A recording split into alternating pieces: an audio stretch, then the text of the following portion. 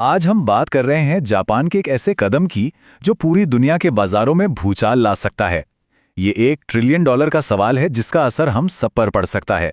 तो आइए समझते हैं कि आखिर ये पूरा मामला है क्या। स्क्रीन पर ये जो नंबर दिख रहा है ना, 152, ये कोई आम नंबर नहीं है।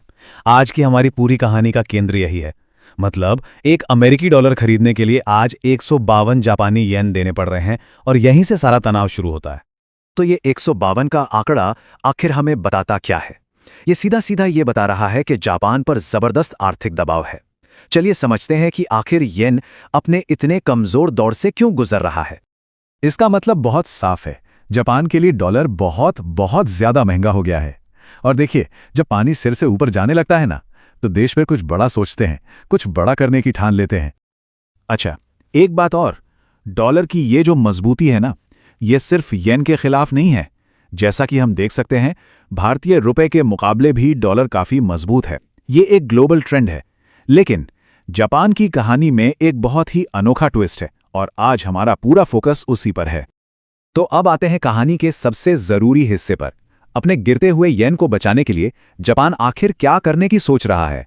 ये कोई छोटा मोटा दाव नहीं है, ये $1 ट्रिलियन का दाव है। ये आंकड़ा देखिए जरा, 1.2 ट्रिलियन।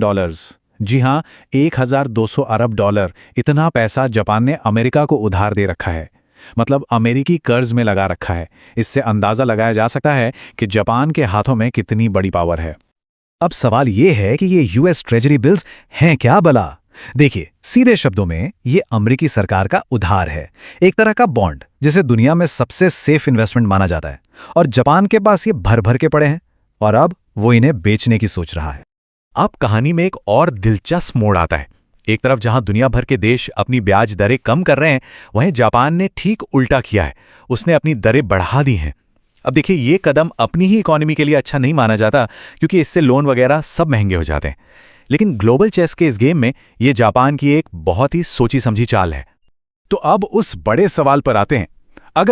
अगर जापान सच में अपनी $1.2 ट्रिलियन की होल्डिंग्स बेचना शुरू कर दे, तो होगा क्या? चलिए देखते हैं कि इसके सीधे नतीजे क्या हो सकते हैं। देखिए, इसका लॉजिक बहुत सिंपल है। पहला स्टेप, जापान ट्रेजरी बेचना शुरू करता है। दूसरा स्टेप, इससे मार्केट में अचानक से डॉलर्स की बाढ़ आ जाती है। और तीसरा स्टेप, इकोनॉमिक्स का सीधा सा नियम है, जब किसी भी चीज की सप्लाई अचानक बढ़ जाए तो उसकी कीमत गिर जाती है। मतलब डॉलर कमजोर पड़ सकता है। अच्छा, तो मान लीजिए डॉलर कमजोर हो गया, तो इसका असर बाकी फाइनेंशियल दुनिया पर क्या पड़ेगा? मतलब इन्वेस्टर्स अपना पैसा लेकर कहां जाएंगे? चलिए अब इस पर एक नजर डालते हैं। देखिए, इतिहास गवाह है कि जब जब डॉलर कमजोर होता है, कुछ खास एसेट्स की चांदी हो जाती है। कौन से एसेट्स? सोना, चांदी और आज के जमाने में क्रिप्टो करेंसीज जैसे कि बिटकॉइन। और शायद इसीलिए हम देख रहे हैं कि सोना चांदी के दाम पहले से ही ऊपर जा रहे हैं। और ये चार्ट हमें एक आइडिया देता है कि ये असर कितना बड़ा हो सकता है। एक कमजोर डॉलर इन ऑल्टरनेटिव एसेट्स के लिए एक रॉकेट लॉन्च पैड जैसा काम कर सकता है। खासतौर पर क्रिप्टो करेंसी और गोल्ड सिल्वर जैसी कीमती धातुओं में एक बड़ी उछाल देखने को मिल सकती है। तो अब माहौल में ना एक जबरदस्त सस्पेंस बना हुआ है। फाइनेंशियल मार्केट्स पहले से ही ऐसे सिग्नल्स दे रहे हैं जैसे कुछ बहुत बड़ा होने वाला है। तो आखिर ये मार्केट इन सिग्नल्स को कैसे पढ़ रहे हैं? मार्केट की दुनिया में एक कहावत है, रेट चेक तब किया जाता है जब कुछ बड़ा होने वाला होता है। इसका सीधा सा मतलब यह है कि बड़े बड़े इन्वेस्टर्स और बैंक्स लगातार रेट्स चेक कर रहे हैं। वो हर पल नजर बनाए हुए हैं।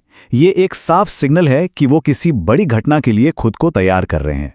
मार्केट इस वक्त फुल हाई अलर्ट पर है। और ये जो टेंशन है ना, ये हमें क्रिप्टो मार्केट में तो साफ साफ दिख रही है। पिछले कई महीनों से बिटकॉइन एक ही रेंज में फंसा हुआ है, बस ऊपर नीचे हो रहा है। ऐसा लग रहा है जैसे ये तूफान से पहले की शांति है। और जापान का ये कदम वो ट्रिगर हो सकता है जो इस मार्केट को एक नई दिशा दे दे।